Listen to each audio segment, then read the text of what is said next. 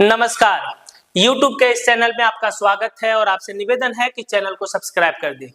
आज बात करेंगे गोड्डा लोकसभा क्षेत्र की झारखंड के 14 में से एक सीट गोड्डा सामान्य सीट है और यहाँ इस बार का मुकाबला थोड़ा दिलचस्प है। दिलचस्प इसलिए भी है कि महागठबंधन के तरफ से दीपिका पांडे को उम्मीदवार बनाया गया था, जो कि महागामा की विधायिका है, कांग्रेस पार्टी की विधायिका है। लेकिन कल रात ये अचानक से खबर आई, उनका टिकट काटकर पौड़ैया हाट के विधायक प्रदीप यादव को कांग्रेस का टिकट दे दिया गया और वो महागठबंधन के प्रत्याशी होंगे। तो आज बात करेंगे इस वीडियो में, अंत तक बने रहें और जानिए यहाँ के चुनावी और जातीय समीकरण क्या है और किसके पक्ष में ये पलड़ा भारी दिखता है। तो सबसे पहले आप ये जानना चाहेंगे कि गोड्डा लोकसभा क्षेत्र का निर्माण क्या है और इसकी भौगोलिक स्थिति समझ लीजिए। तो गोड्डा लोकसभा क्षेत्र जो है वो 3 जिलों के विधानसभा क्षेत्र को मिलाकर बनाया गया है। अब ये 3 जिला जान लीजिए, देवघर, दुमका और गोड्डा। ये 3 जिलों के विधानसभा क्षेत्र को मिलाकर बनाया गया है। एक और खासियत है कि यह गोड्डा लोकसभा क्षेत्र जो है वो बिहार के सीमा से सटा हुआ क्षेत्र है।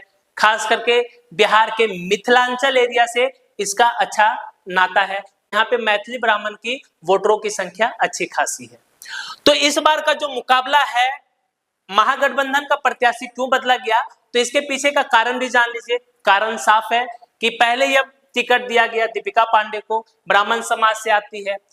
कांग्रेस की रणनीति थी कि भाजपा ने सवर्ण समाज से उम्मीदवार नहीं उतारे हैं, सिर्फ एक उम्मीदवार सवर्ण समाज से है 13 में से।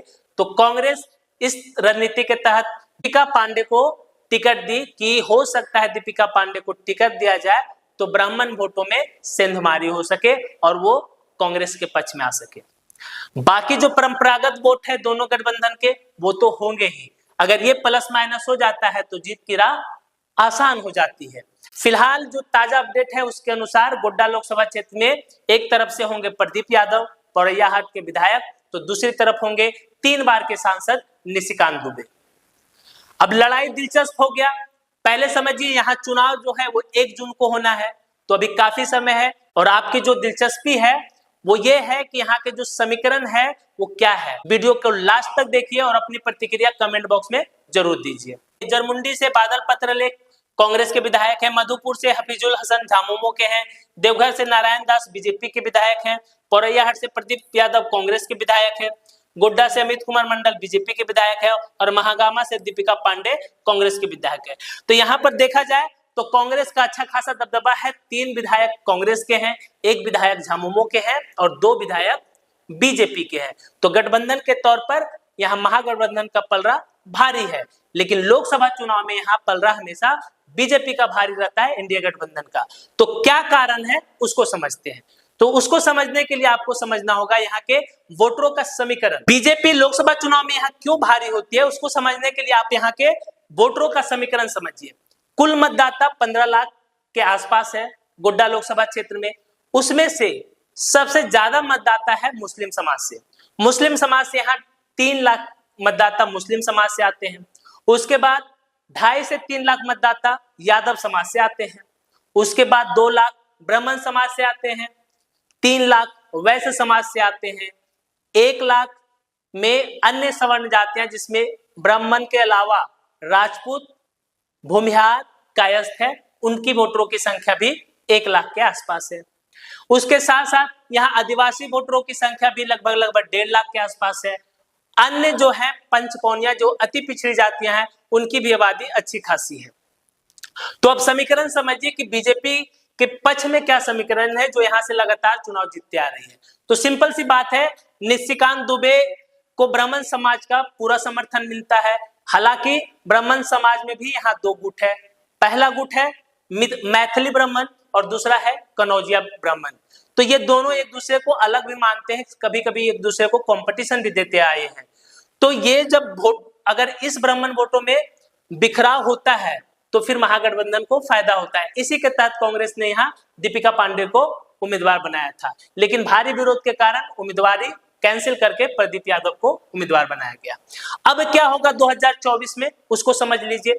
तो 2024 के रणनीति में एक तरफ निशिकांत दुबे के पक्ष में क्या जा सकता है, तो ब्राह्मण वोट आप मान लीजिए 2 लाख, वैसे वोट मान लीजिए 3 लाख, 1 लाख वोटर जो है अन्य सवर्ण जातियां हैं जिनमें भूमिहार, राजपूत और कायस्थ हैं।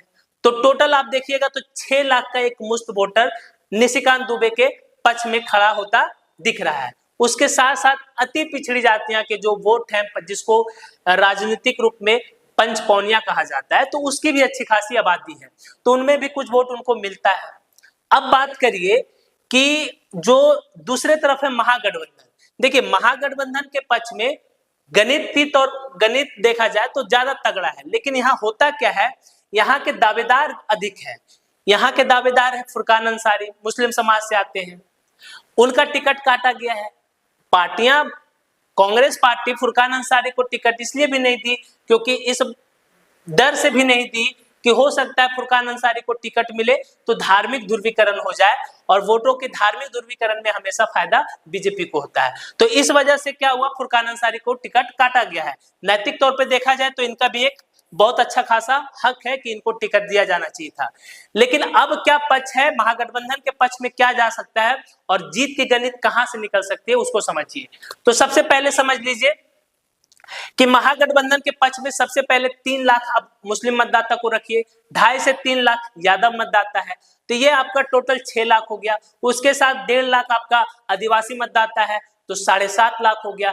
उसके बाद जो दलित, महादलित और अन्य पिछड़ी जातियां हैं, उनमें भी इनका 50-50 का शेयर है, तो उनको भी अगर इस पक्ष में माना जाए तो गणित के तौर पे देखिएगा तो महागठबंधन का भी पलड़ा भारी है। लेकिन वही बात है कि हर बार चुनाव में महागठबंधन के घटक दल आपस में ही फूट और आपस में ही लड़ लेते हैं, जिससे वोटों का बिखराव हो जाता है और उसका सीधा फायदा निशिकांत दुबे को मिलता है।